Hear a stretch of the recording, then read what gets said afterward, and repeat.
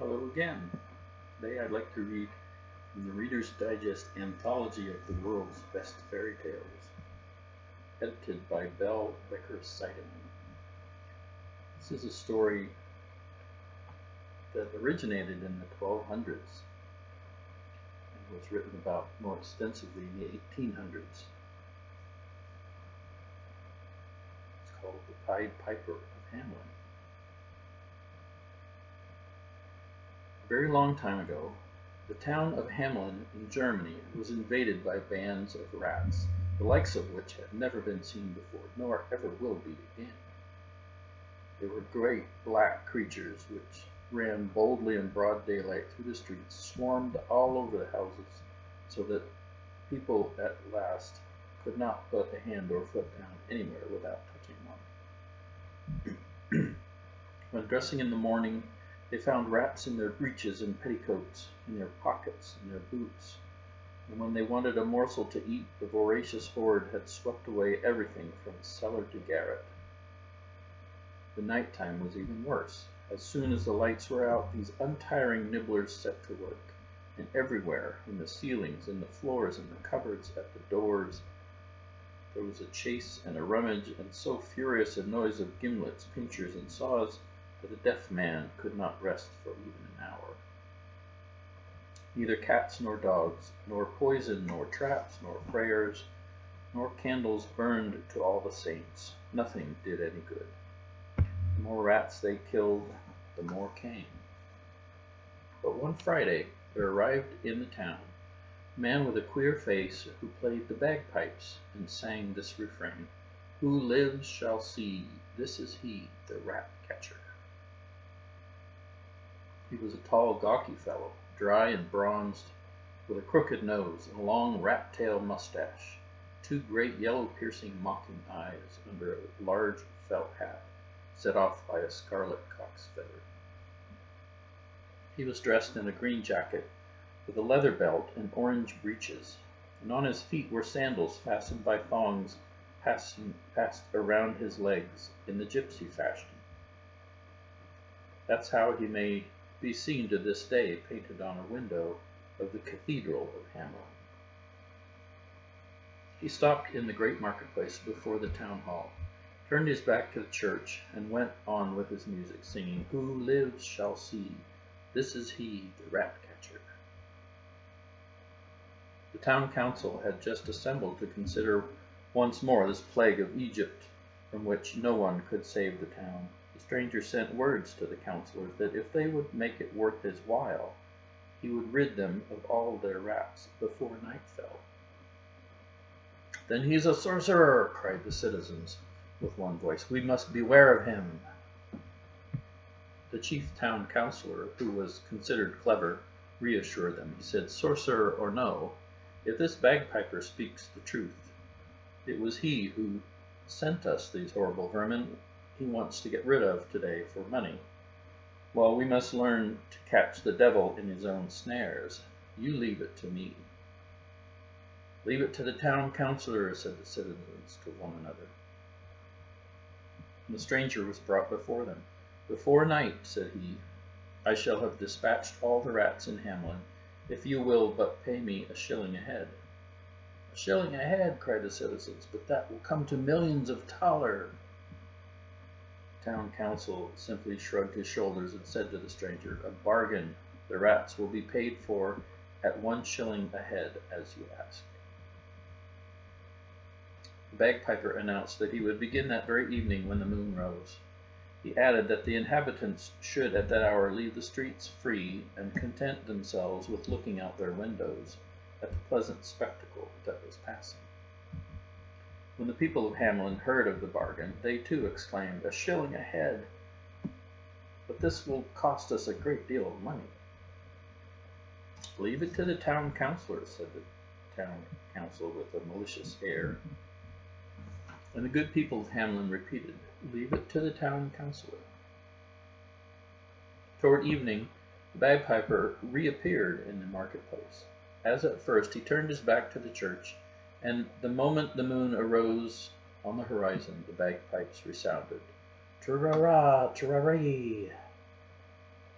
It was the first a slow, careless sound, then more and more lively and urgent, and so sonorous and piercing that it penetrated the furthest alleys and retreats of the town. Soon, from the bottoms of cellars, the tops of garrets, from under all the furniture, from all the nooks and corners of the houses, out came the rats, searching for the door, flinging themselves into the street, and trip, trip, trip, they began to run in file toward the front of the town hall, so squeezed together that they covered the pavement like waves of a flooded torrent.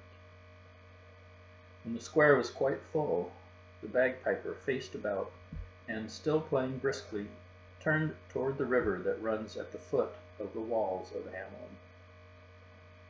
Arriving there, he turned around. The rats were following. Hop, hop, he cried, and pointed with his finger to the middle of the stream where the water whirled and was drawn down as if through a funnel.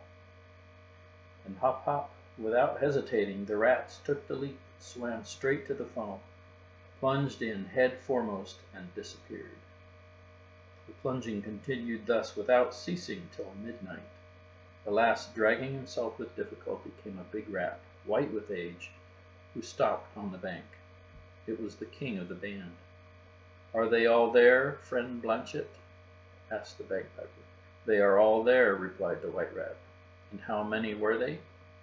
990,999. "Well reckoned?"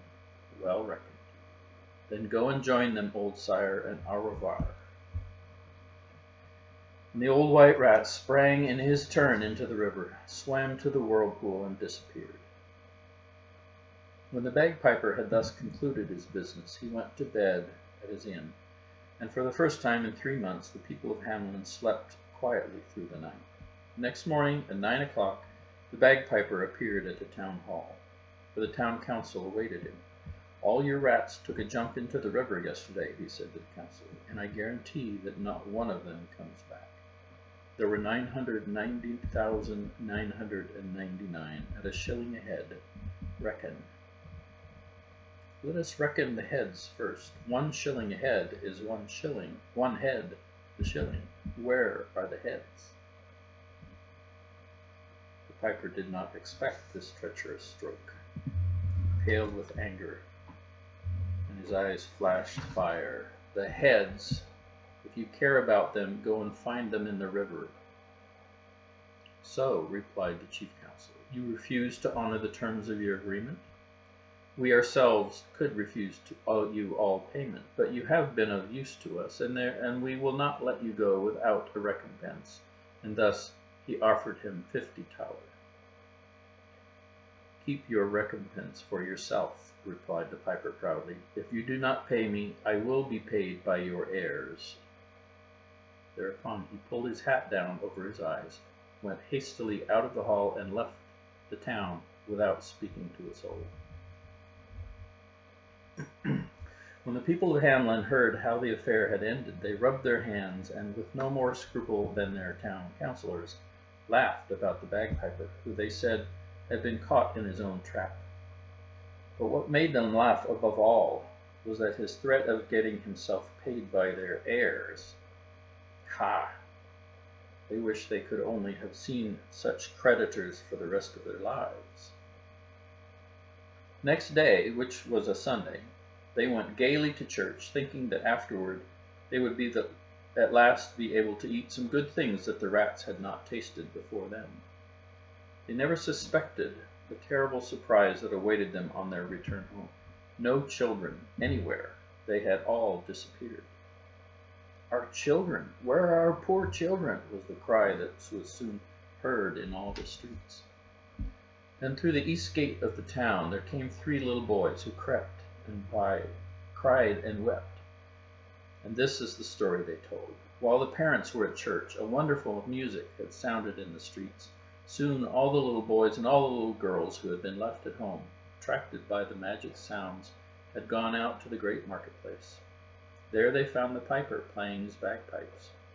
Then the strangers started to walk quickly, and they had followed, running, singing, dancing to the sound of the music, as far as the foot of the mountain which one sees on entering Hamelin.